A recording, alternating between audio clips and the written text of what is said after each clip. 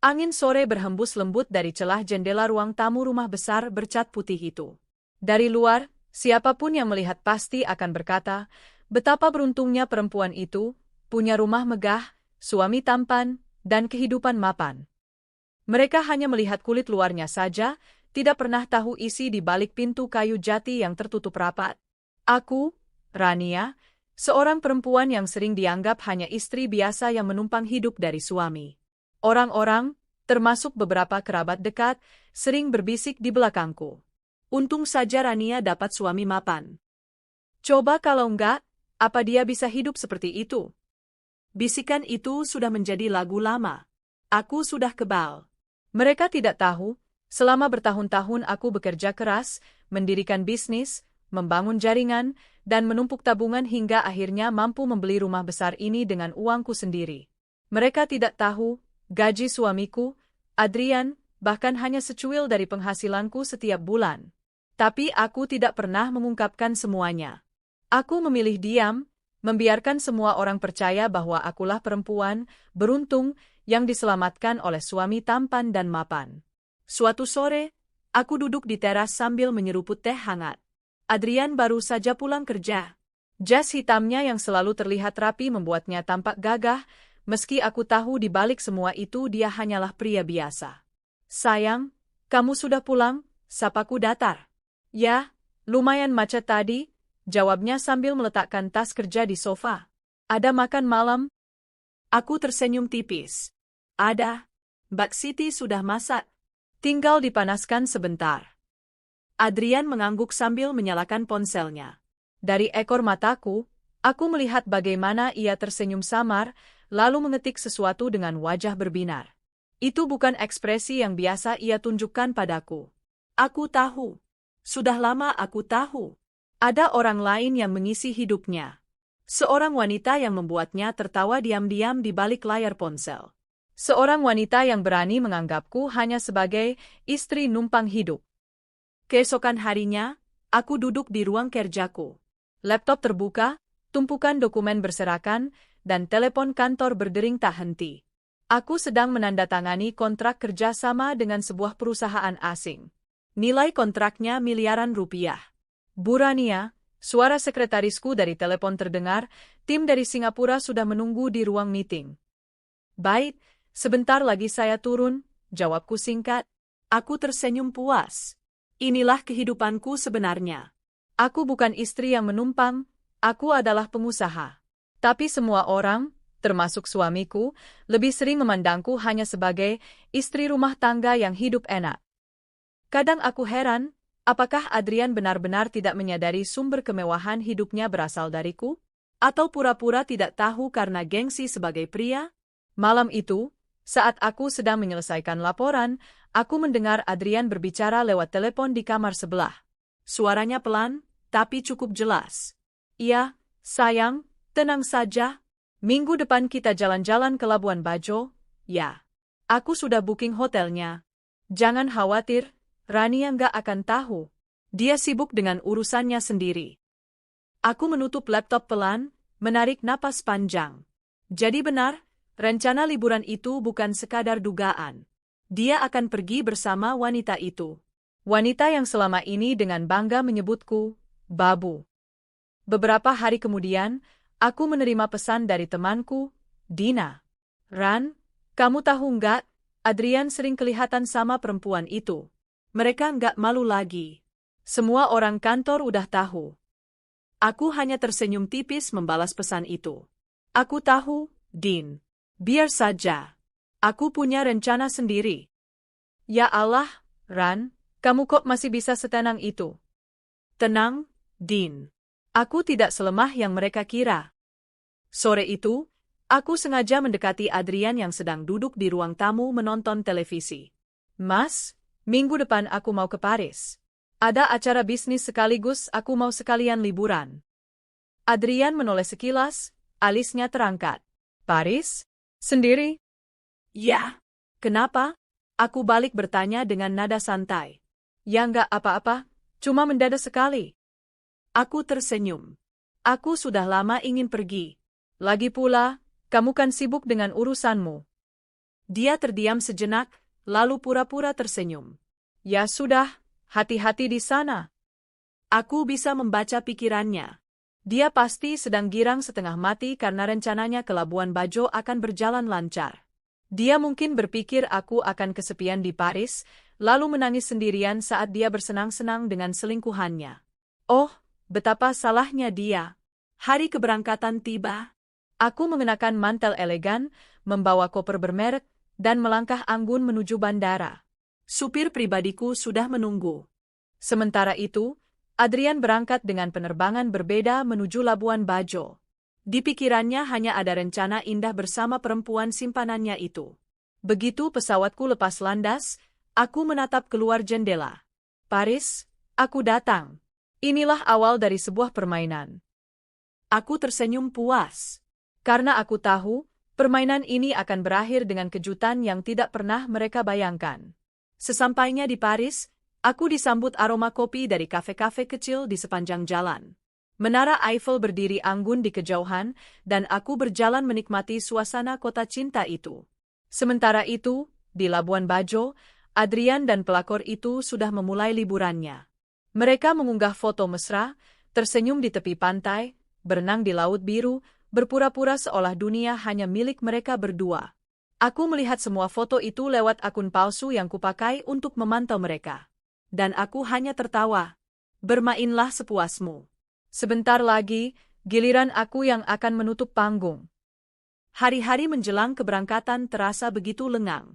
Rumah besar yang biasanya ramai dengan aktivitas kini seolah menjadi panggung sandiwara yang akan segera mencapai adegan puncaknya. Adrian sibuk dengan ponselnya, sering terlihat mengatur jadwal, sesekali tersenyum kecil sambil mengetik cepat. Dari cara ia menyembunyikan layar setiap kali aku lewat, aku tahu, pasti itu tentang perjalanan ke Labuan Bajo bersama pelakornya. Aku sengaja membiarkan semua berlangsung tanpa interupsi.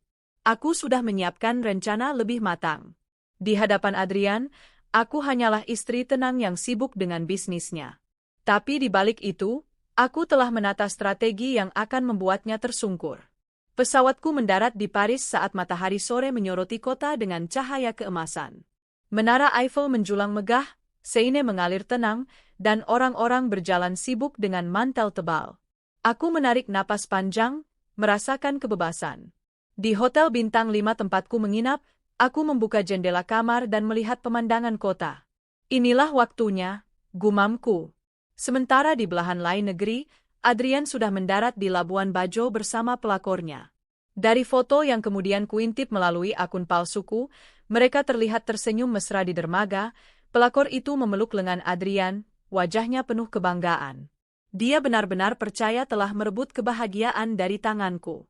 Malam itu aku duduk di sebuah kafe kecil dekat Champs-Élysées. Kopi latte hangat di tanganku, pemandangan malam Paris berkilauan di depan mata. Aku membuka ponselku, masuk ke akun media sosial palsu, dan mulai melihat unggahan pelakor. Foto-foto mereka bermesraan di kapal, makan malam romantis di tepi pantai, berenang di kolam hotel. Captionnya penuh hinaan terselubung. Kalau hidupmu membosankan, coba cari bahagia dengan cara lain. Lebih baik dicintai sepenuh hati meski bukan istri sah, daripada dinikahi tapi tak dianggap. Aku tersenyum tipis. Betapa percaya dirinya dia.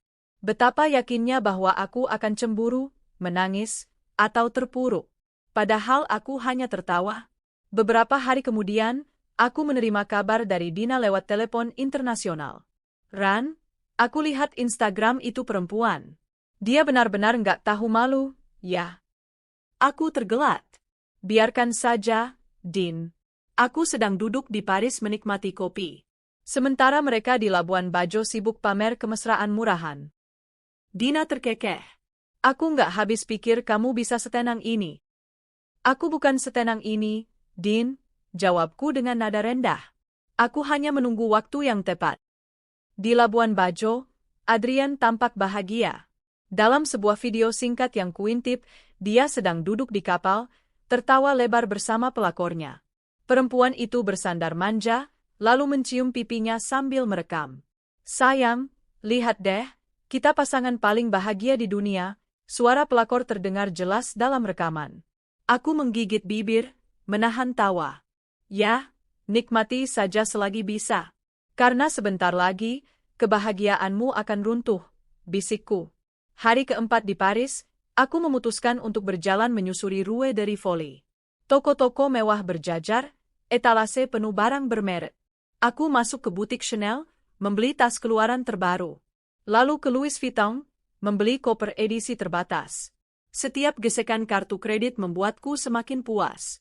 Bukan karena barangnya, tapi karena aku tahu semua ini hasil kerja kerasku sendiri.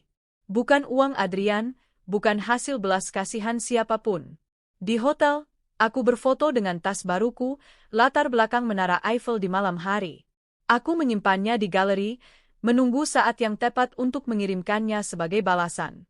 Malamnya, aku kembali melihat unggahan pelakor. Kali ini dia benar-benar kelewat batas.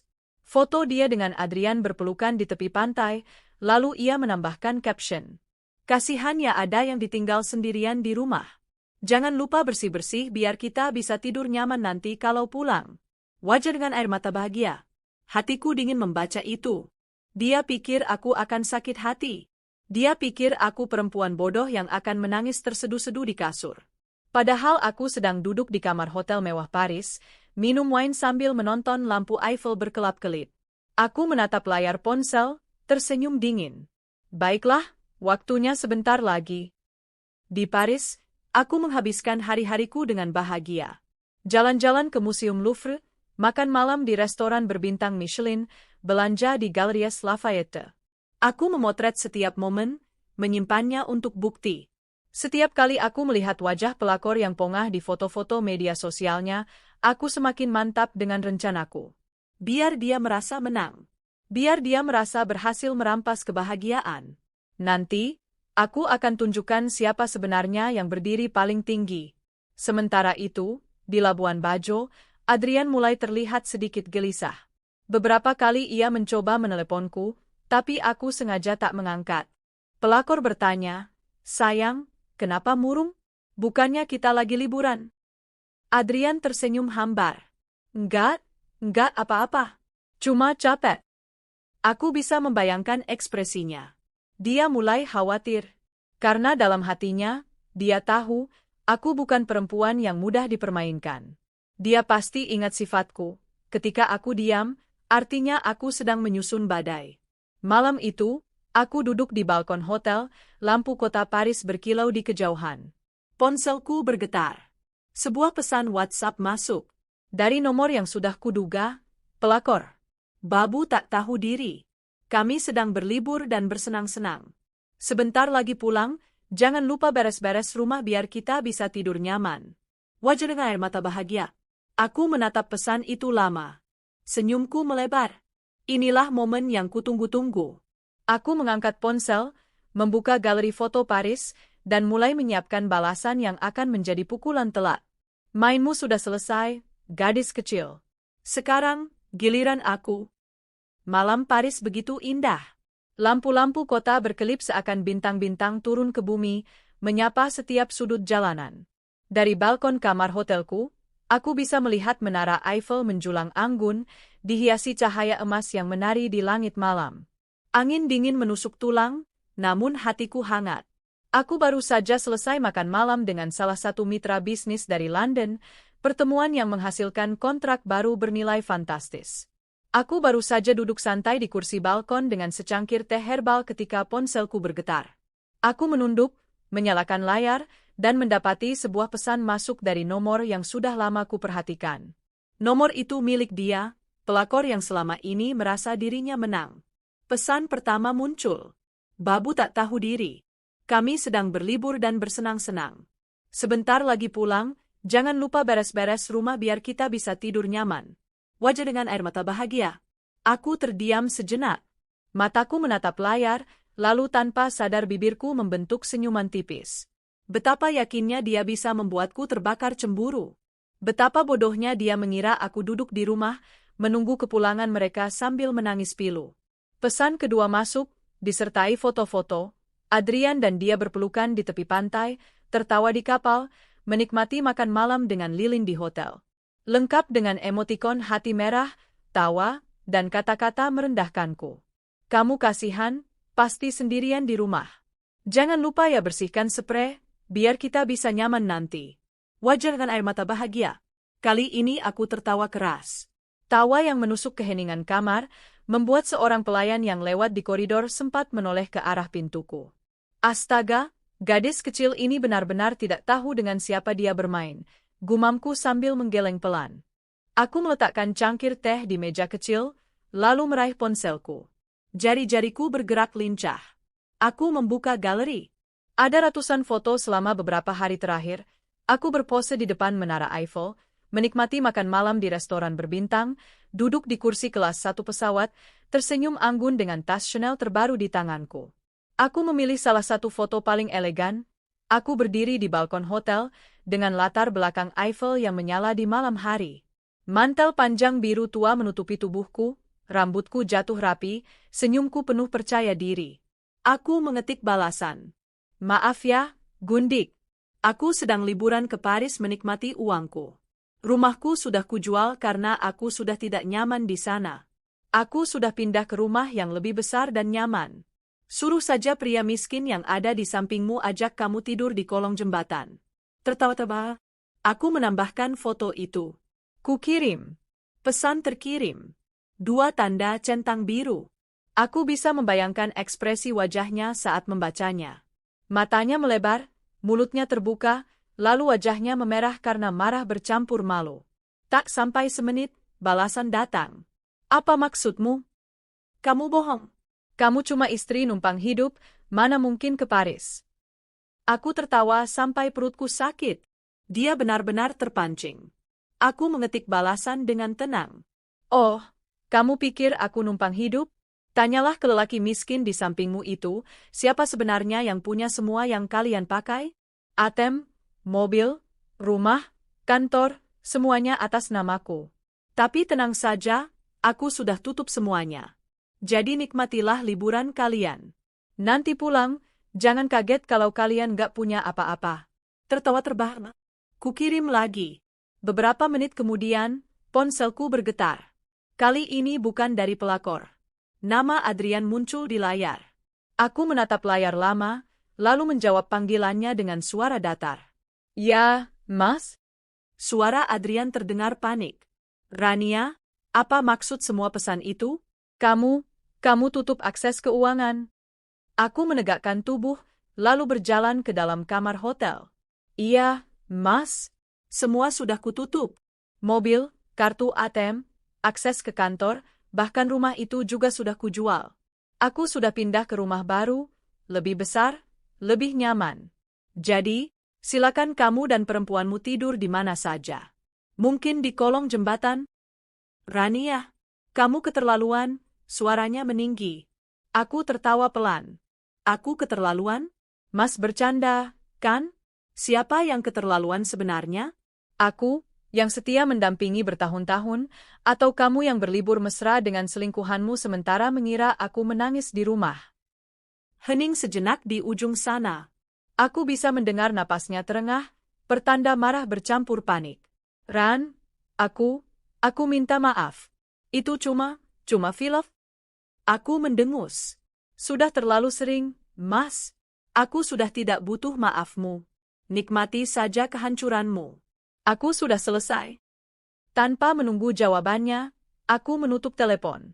Tak lama, ponselku kembali bergetar. Kali ini dari pelakor. Pesannya panjang. Kamu kejam. Kamu tega membiarkan suamimu sengsara. Kamu pikir kamu siapa? Tanpa dia, kamu bukan siapa-siapa. Aku mengetik balasan singkat. Lucu sekali. Kamu pikir aku bergantung pada dia? Padahal sebaliknya, dia yang bergantung padaku. Sekarang lihat, siapa yang tersungkur. Kukirim. Hening. Tidak ada balasan lagi. Aku membayangkan suasana di Labuan Bajo malam itu. Adrian pasti marah besar. Pelakor terdiam, ketakutan. Mungkin Adrian menamparnya karena ulahnya yang kelewat batas mengirim pesan padaku. Atau mungkin mereka bertengkar hebat, saling menyalahkan. Aku bisa melihat bayangan mereka dari jauh. Adrian berteriak, "Kamu bodoh. Gara-gara kamu aku kehilangan semuanya," sementara pelakor menangis meraung. Aku cuma ingin kamu bersamaku. Dan aku? Aku duduk di Hotel Paris, meminum teh hangat, menatap Eiffel yang berkilau, sambil tersenyum penuh kemenangan. Keesokan harinya, aku bangun pagi dengan perasaan segar. Sinar matahari masuk dari celah tirai, menerangi kamar. Ponselku penuh notifikasi panggilan tak terjawab dari Adrian. Pesan-pesan permintaan maaf masuk bertubi-tubi. Rania, maafkan aku. Aku salah. Tolong jangan lakukan ini. Aku butuh kamu. Jangan tinggalkan aku. Aku hanya membaca sekilas, lalu menutup layar. Tidak ada gunanya lagi. Permintaan maafnya terlalu terlambat. Siangnya aku pergi ke Galeries Lafayette, membeli beberapa perhiasan baru. Setelah itu, aku makan siang dengan Dina yang kebetulan sedang berlibur juga di Paris. Ran, kamu luar biasa, kata Dina sambil menatapku kagum. Aku lihat berita kantor, Adrian sudah panik. Katanya dia nggak bisa akses apa-apa. Bahkan mobil kantor pun sudah ditarik. Aku tersenyum santai sambil mengaduk sup bawangku. Biar saja. Itu konsekuensi dari pengkhianatan. Aku tidak akan menangis untuk orang seperti dia. Dina mengangguk. Aku salut. Kamu benar-benar menunjukkan siapa dirimu. Aku menatap keluar jendela restoran, melihat langit biru Paris yang cerah. Yah, Din. Sekarang giliran mereka yang harus menangis. Aku sudah selesai jadi perempuan yang dianggap babu. Malam itu, saat aku kembali ke hotel, aku kembali menerima pesan dari Adrian. Kali ini berbeda. Rania, aku mohon. Aku tahu aku salah besar. Tapi jangan tinggalkan aku. Aku janji akan berubah. Aku mengetik balasan singkat. Aku tidak butuh janji. Aku hanya butuh harga diriku kembali. Dan sekarang, aku sudah mendapatkannya. Selamat tinggal. Kukirim. Aku menutup ponsel, lalu menatap menara Eiffel sekali lagi. Lampunya berkelip, seolah memberi salam kemenangan. Dan aku tahu, dari kejauhan di Labuan Bajo, dunia Adrian dan pelakor itu sedang runtuh sedikit demi sedikit. Paris malam itu dingin namun begitu menenangkan. Lampu-lampu jalan memantulkan cahaya keemasan di sepanjang Champs-Élysées, membuat kota itu terlihat seperti kanvas bercahaya. Aku duduk di balkon kamar hotelku yang menghadap langsung ke menara Eiffel. Secangkir anggur merah kutaruh di meja kecil, di sebelah piring keju dan roti hangat. Ponselku bergetar lagi. Notifikasi WhatsApp masuk. Dari siapa lagi kalau bukan dari si pelakor itu? Di kapal yang bergoyang pelan di lautan Labuan Bajo, pelakor menatap layar ponselnya. Ia terpaku, tangannya gemetar. Matanya membesar membaca kalimat demi kalimat. Rumah? Dijual? Rumah lebih besar? Uangku? Suaranya tercekat. Ia tak percaya. Seumur hidupnya, ia mengira istri hanyalah wanita biasa yang hidup menempel pada suami. Wanita kampung yang beruntung menikah dengan lelaki yang punya gaji lumayan. Ini nggak mungkin, gumamnya. Suamiku, yang duduk di sebelahnya, ikut melirik layar ponsel itu. Matanya langsung melebar, napasnya tercekat. Ia mengenal betul gaya bahasa itu. Itu bahasa khas istrinya ketika sudah benar-benar marah. Dan yang lebih menakutkan dari kemarahan istrinya adalah ketenangan. Gila, dia beneran jual rumah. Suamiku langsung meraih ponselnya sendiri, membuka aplikasi mobile banking. Ia ingin memastikan. Dan benar saja, saldo di rekening bersama sudah kosong. Semua rekening perusahaan yang ia gunakan sehari-hari sudah tak bisa diakses. Apa-apaan ini? Ia meledak, wajahnya merah padam. Pelakor yang awalnya merasa menang, kini justru merasa seluruh dunia menertawakannya. Ia ingat bagaimana tadi siang dengan sombongnya mengirim pesan, mengolok-olok, merasa lebih hebat dari istri sah. Tapi sekarang, ia justru seperti ditelanjangi di depan kenyataan. Ini ulahmu, suamiku menoleh dengan mata melotot ke arah pelakor.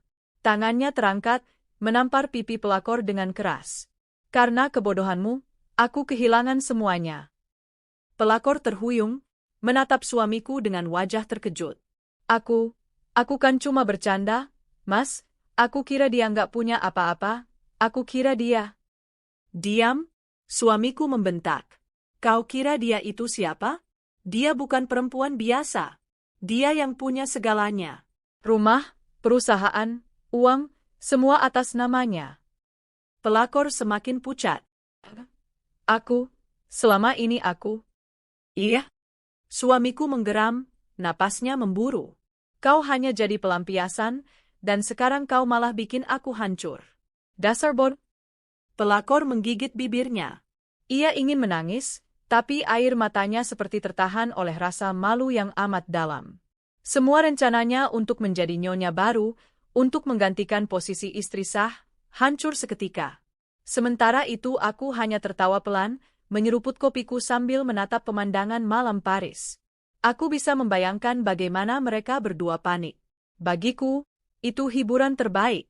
Selamat menikmati, kalian berdua, bisikku pada diri sendiri. Aku tak perlu mengotori tanganku. Cukup dengan satu pesan, semuanya runtuh.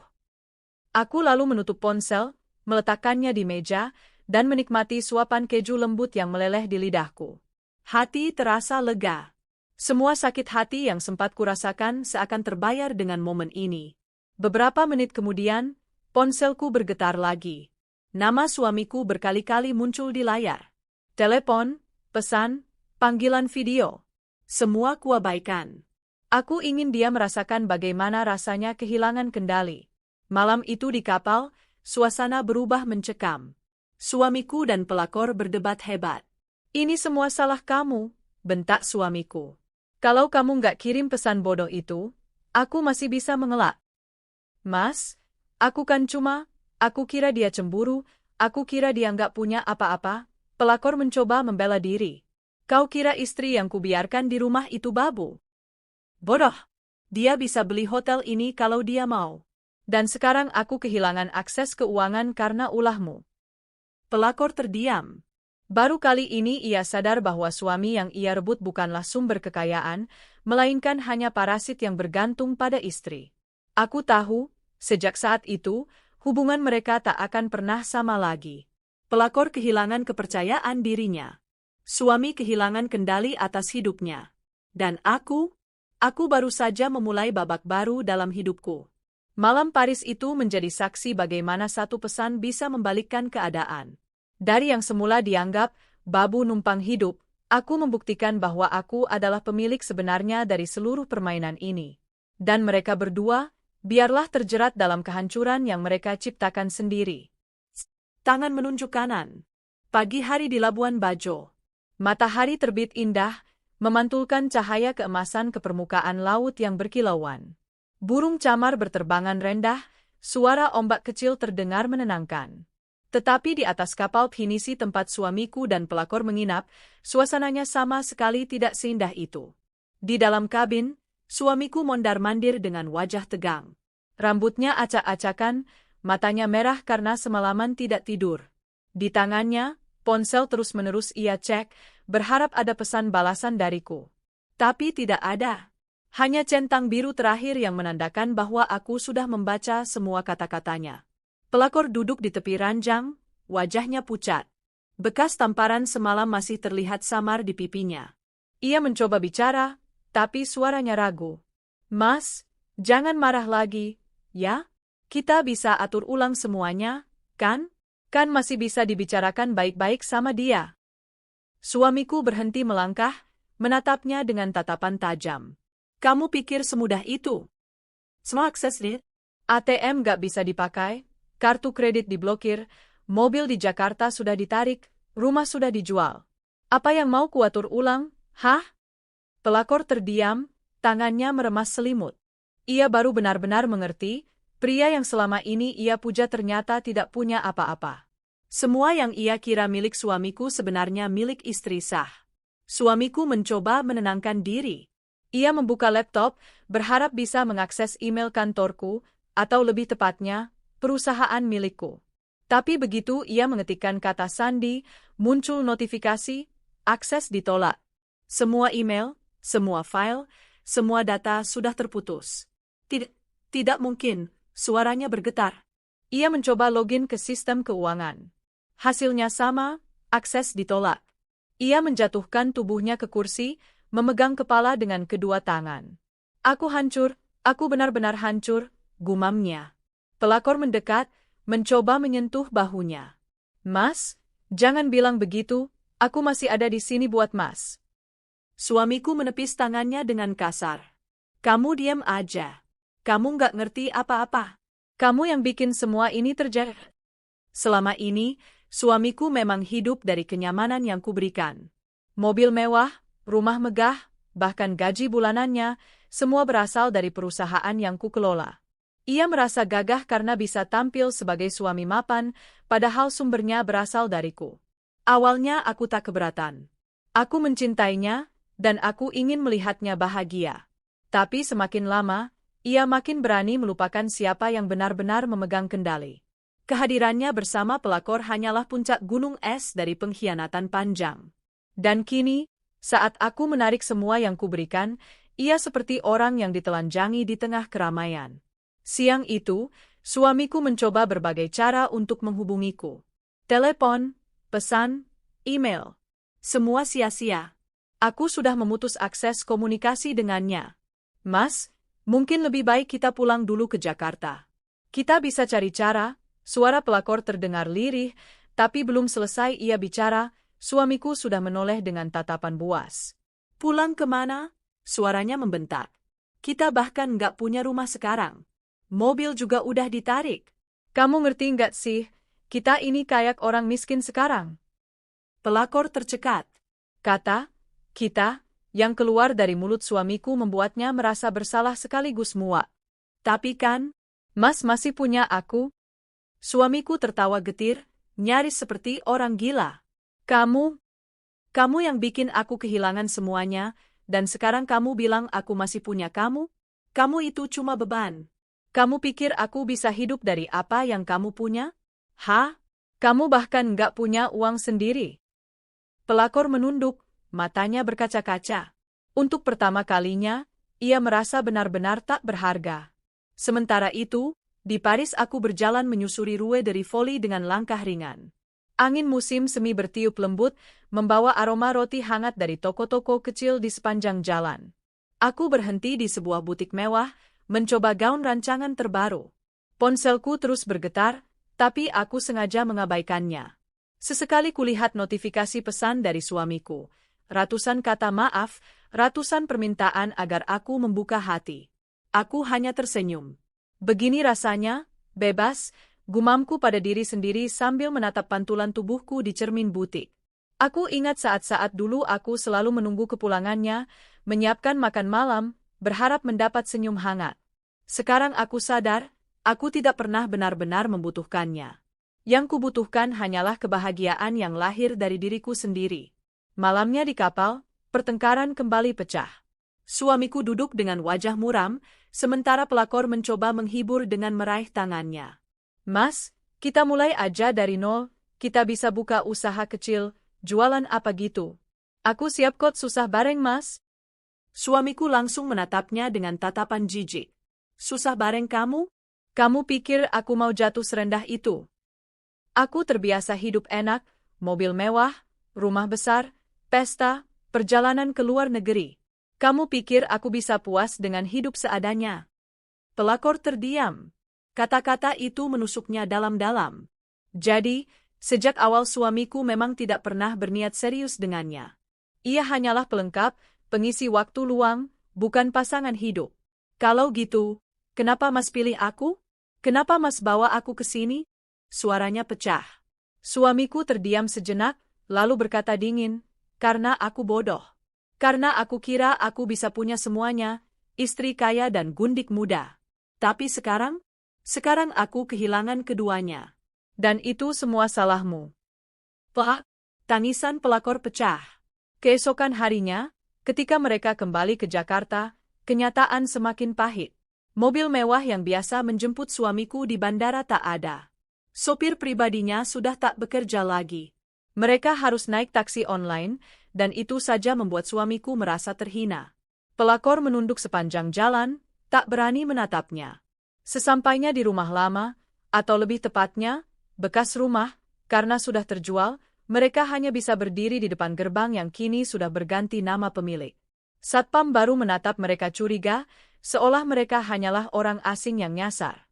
Suamiku menelan ludah. Wajahnya panas. Seluruh harga dirinya lenyap. Ia, yang dulu berdiri gagah di depan rumah megah itu, kini tidak lebih dari gelandangan yang ditolak di pintu. Di sisi lain, aku duduk di sebuah kafe kecil di Paris, menulis diari di buku kulit.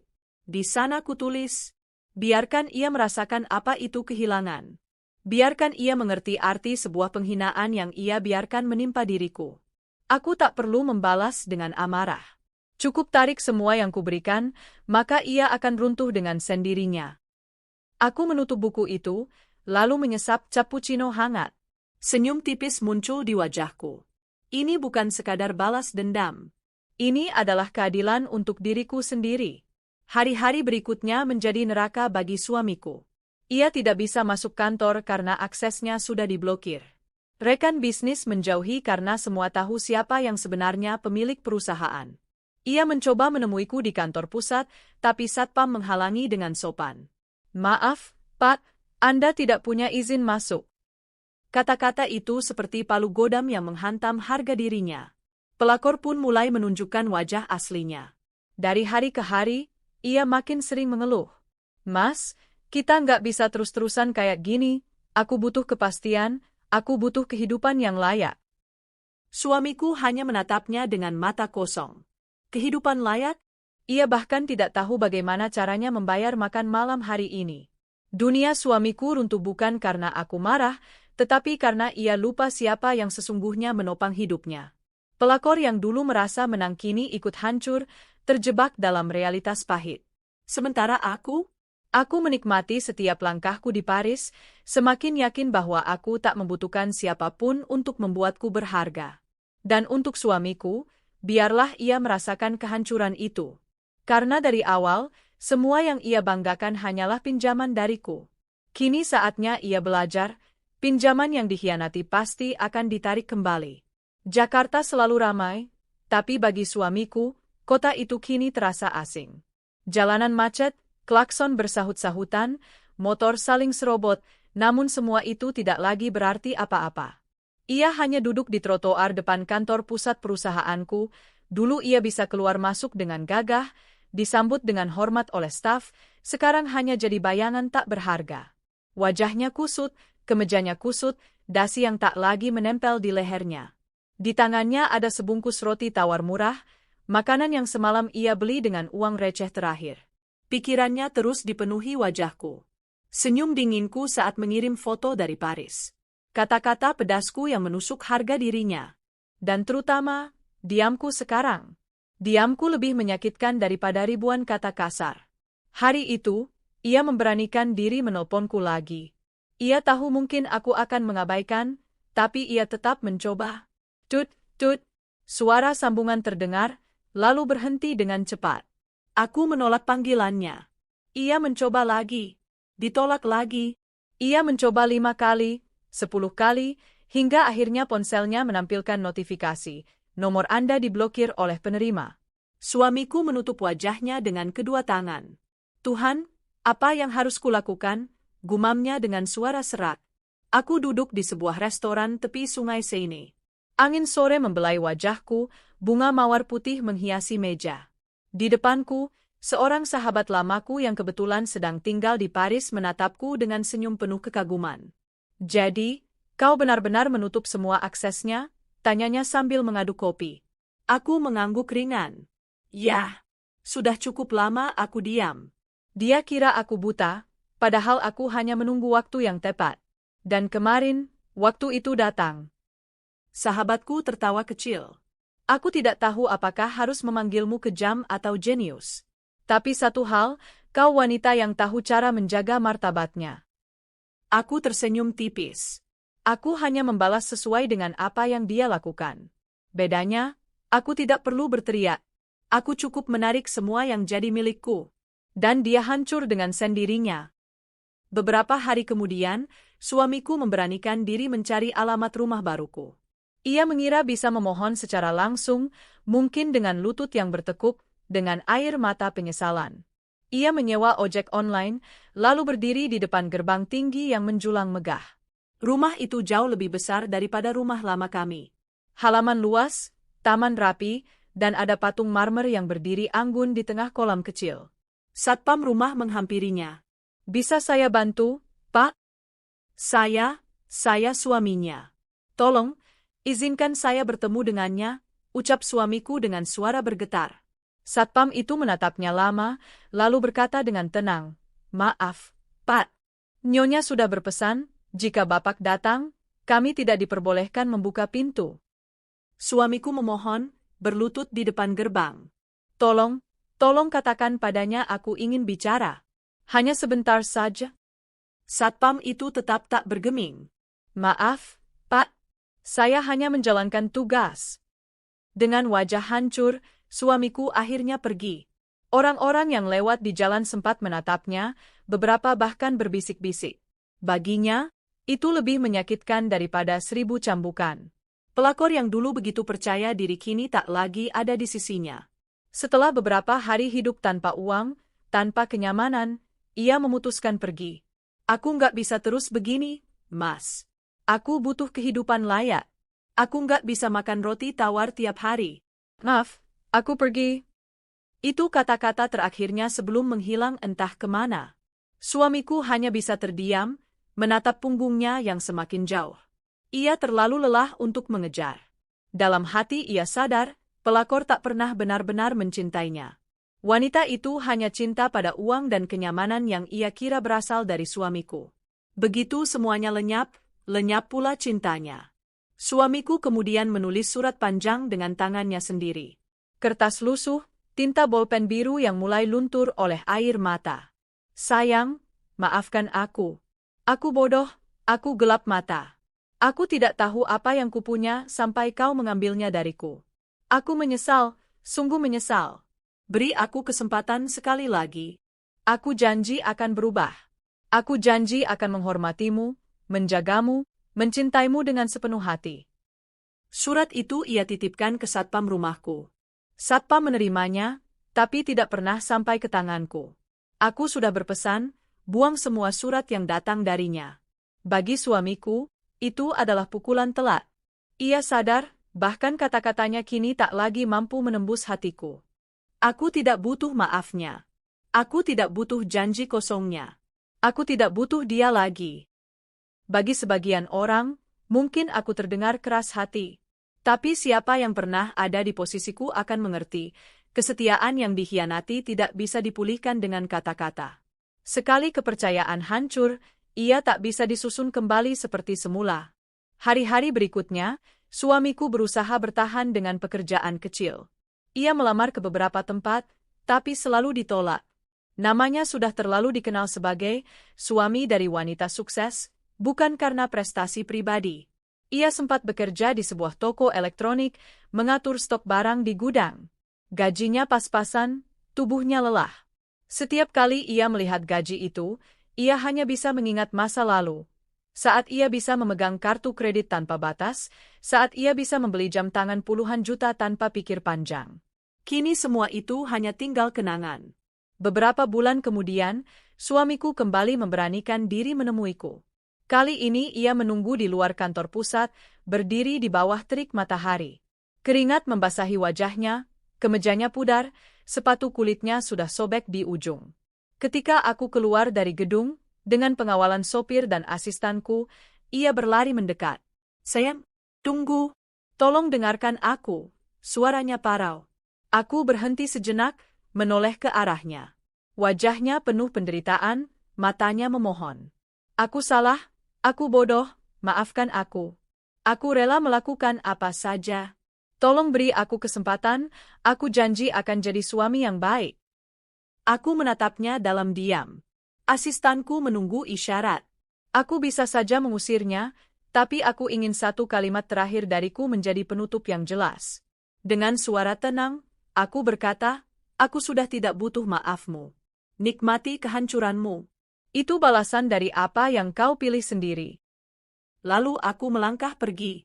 Suamiku berlutut di aspal panas, menangis sejadi-jadinya. Orang-orang yang lewat menatap dengan rasa iba, tapi tak ada yang menolong. Ia sendiri yang menggali jurang itu, dan kini ia jatuh di dalamnya. Suamiku terjebak dalam kesengsaraan yang ia ciptakan sendiri.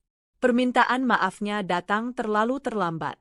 Paris selalu punya cara untuk menyembuhkan luka. Di kota itu, aku merasa bebas dari segala belenggu yang pernah membungkam harga diriku.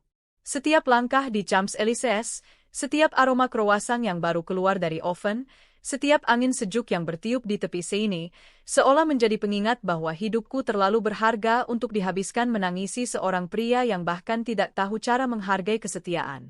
Sudah beberapa minggu sejak aku meninggalkan rumah lama yang penuh kenangan pahit. Rumah itu sudah resmi berpindah tangan, dan aku sama sekali tidak menyesalinya. Di sana, aku pernah diperlakukan seperti babu.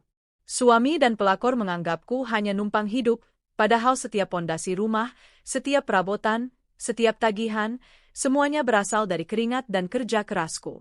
Menjual rumah itu adalah simbol, aku tidak lagi terikat dengan masa lalu. Kini aku tinggal di rumah baruku, sebuah Mannschaft modern minimalis di kawasan elit yang jauh lebih besar dan lebih nyaman dari sebelumnya.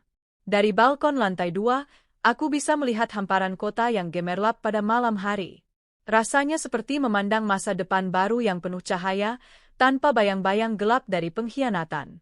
Pagi-pagi, aku biasa duduk di ruang kerja sambil menikmati secangkir kopi. Laptop terbuka, layar penuh dengan laporan bisnis, grafik pertumbuhan investasi, dan rencana ekspansi perusahaanku. Sejak aku memutuskan untuk benar-benar fokus pada karir, angka-angka di neraca keuangan melonjak pesat. Semua akses yang dulu kupercayakan pada suamiku sudah kembali ke tanganku, dan ternyata keputusanku itu tepat. Aku tidak lagi memiliki beban untuk membiayai seorang pengkhianat. Justru, uangku kini bisa lebih banyak kugunakan untuk mengembangkan usaha. Dalam 2 bulan terakhir saja, aku sudah membuka 2 cabang butik baru di luar negeri. Rencananya, tahun depan aku akan mengadakan peragaan busana di Milan, kota mode dunia. Kadang aku tersenyum sendiri. Kalau saja pelakor tahu betapa kayanya aku sebenarnya, mungkin dia tidak akan pernah berani menghinaku dengan kata, babu numpang hidup. Tapi aku bersyukur juga, hinaannya justru menjadi cambuk untukku agar semakin tegak berdiri. Kabar tentang mantan suamiku dan pelakor yang dulu begitu sombong, kini sudah menyebar luas di lingkaran sosial kami. Setelah aku menutup semua akses finansial, hidup mereka berubah drastis. Suamiku kehilangan jabatan di kantor karena tidak punya wewenang lagi, semua surat kuasa sudah kucabut. Tanpa mobil, tanpa rumah, tanpa uang, dia benar-benar terpuruk. Katanya, dia sempat menumpang di rumah salah satu teman, tapi tidak lama kemudian diusir karena dianggap merepotkan. Sementara si pelakor, aku dengar dia juga sudah ditinggalkan. Setelah tamparan pertama di Labuan Bajo, hubungan mereka retak. Pelakor yang berharap akan hidup mewah justru harus menanggung malu, apalagi banyak yang tahu dia hanyalah perusak rumah tangga orang. Sekarang dia kembali ke kehidupannya yang lama, penuh utang, penuh drama, dan tanpa gengsi. Kadang aku masih menerima pesan dari nomor tak dikenal, aku yakin itu suamiku yang mencoba meminta maaf lagi. Tapi aku tidak pernah membalas. Hatiku sudah beku untuknya. Tidak ada kata, maaf, yang bisa menghapus semua luka, terutama saat aku dihinakan oleh perempuan lain dengan restunya. Seiring waktu, aku mulai bergaul dengan lingkaran sosial baru. Para pebisnis internasional, desainer kenamaan, juga sahabat-sahabat lama yang dulu sempat menjauh karena aku terlalu sibuk mengurus rumah tangga. Kini mereka kembali, menyambutku dengan tangan terbuka. Di sebuah gala dinner di Paris, aku bertemu dengan seorang pria Prancis bernama Alexander. Dia seorang investor muda yang sukses, cerdas, dan berwibawa. Kami berbincang panjang tentang bisnis, seni, dan kehidupan. Untuk pertama kalinya setelah sekian lama, aku merasa dihargai bukan karena statusku sebagai istri seseorang, melainkan karena diriku sendiri. Apakah aku membuka hati? Jujur, belum sepenuhnya. Luka pengkhianatan itu masih ada, meskipun sudah tidak menyakitkan. Tapi aku tahu, aku tidak akan menutup pintu jika memang ada cinta yang tulus datang lagi. Bedanya, kali ini aku akan lebih bijak, lebih tegas, dan lebih mencintai diriku sendiri sebelum mencintai orang lain. Suatu sore, aku duduk sendirian di taman belakang rumah baruku. Burung-burung berkicau, bunga-bunga bermekaran, dan udara segar berhembus lembut. Aku membuka buku catatanku, menuliskan satu kalimat. Aku tidak pernah kalah. Aku hanya belajar bahwa mencintai orang yang salah adalah kesalahan terbesar, tapi bangkit dari kesalahan itu adalah kemenangan yang sesungguhnya. Aku tersenyum, menutup buku itu, lalu menatap langit yang cerah. Aku tahu, Tuhan memberiku jalan untuk melihat siapa yang benar-benar pantas ada dalam hidupku.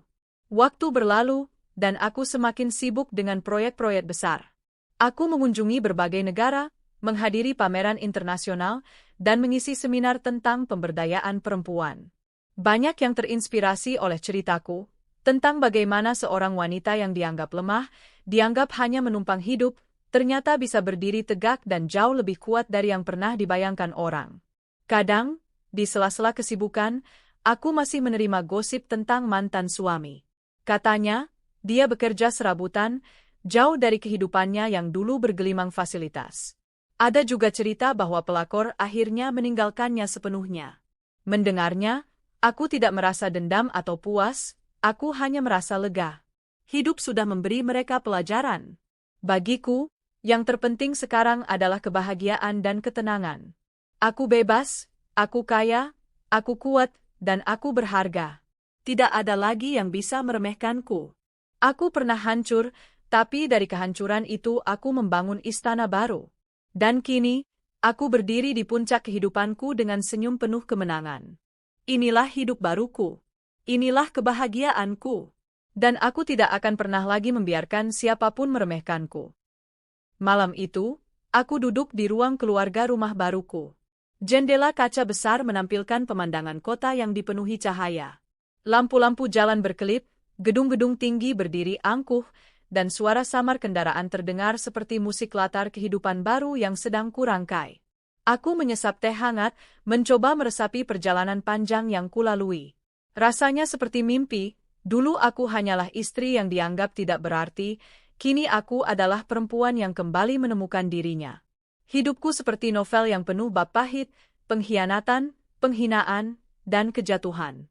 Tapi setiap bab itu membawaku pada kesadaran bahwa aku tidak boleh membiarkan diriku diremehkan hanya karena aku mencintai orang yang salah.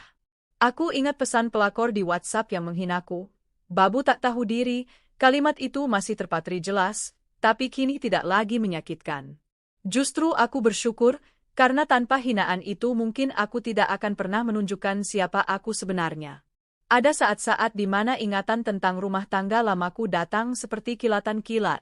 Tawa palsu, pertengkaran kecil yang kubiarkan berlalu, tatapan suamiku yang sering merendahkan, dan kehadiran pelakor yang penuh keangkuhan. Aku pernah begitu bodoh, menutup mata demi mempertahankan sesuatu yang sebenarnya sudah rapuh. Aku pikir cinta bisa menyembuhkan segalanya, padahal cinta tanpa penghargaan hanyalah racun yang perlahan membunuh jiwa. Tapi aku tidak menyesal pernah mencintai. Aku hanya menyesal tidak lebih cepat melepaskan. Bayangan itu tidak lagi membuatku marah atau menangis. Kini, setiap kali mengingatnya, aku berkata pada diriku sendiri, aku pernah jatuh, tapi aku bangkit lebih kuat. Beberapa bulan setelah perpisahan, kabar tentang mantan suamiku semakin sering kudengar.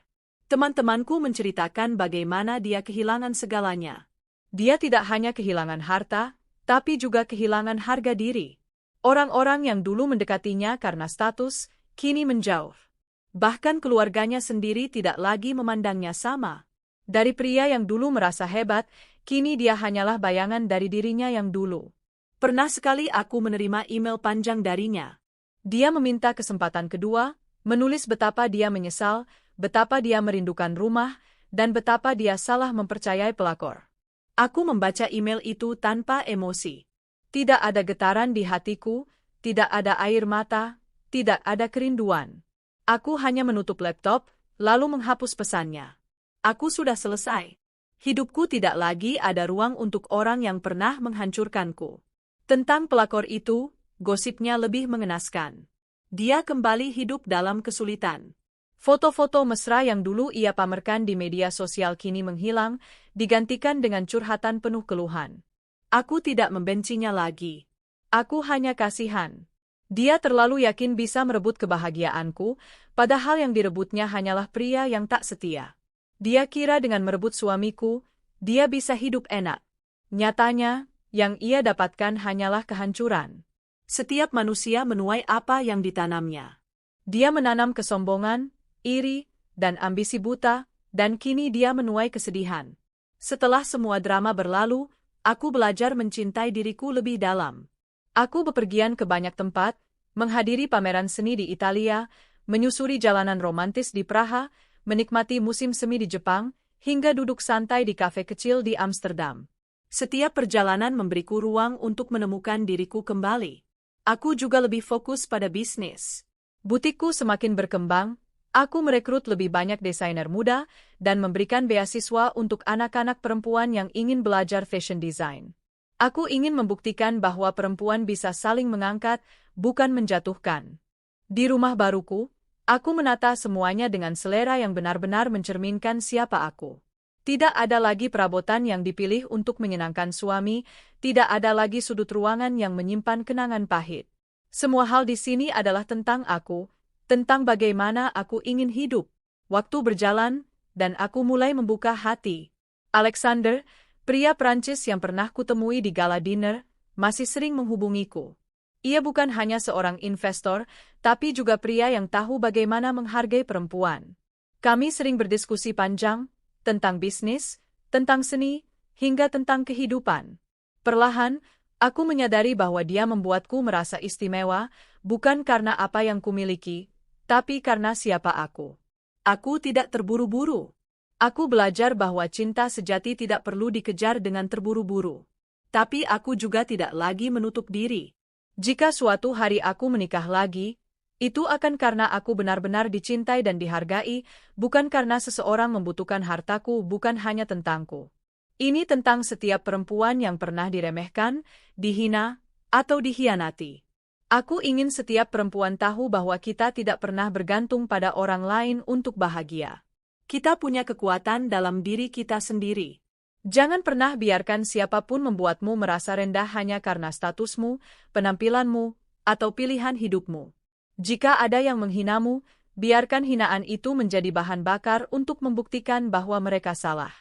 Jika ada yang mengkhianatimu, biarkan pengkhianatan itu menjadi alasanmu untuk bangkit lebih tinggi.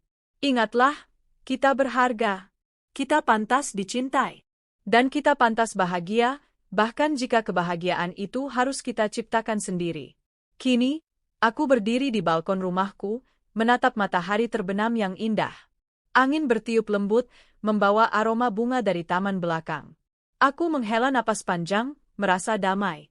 Aku pernah melalui badai besar, tapi aku tidak tenggelam. Aku justru belajar berenang lebih kuat. Dan ketika badai berlalu, aku menemukan pantai baru yang jauh lebih indah. Hidupku belum selesai. Masih banyak bab yang harus kutulis. Tapi satu hal yang pasti, aku tidak akan pernah lagi membiarkan siapapun meremehkanku. Karena aku bukan babu numpang hidup. Aku adalah perempuan yang kuat, mandiri, kaya, dan berharga. Dan inilah kebahagiaanku.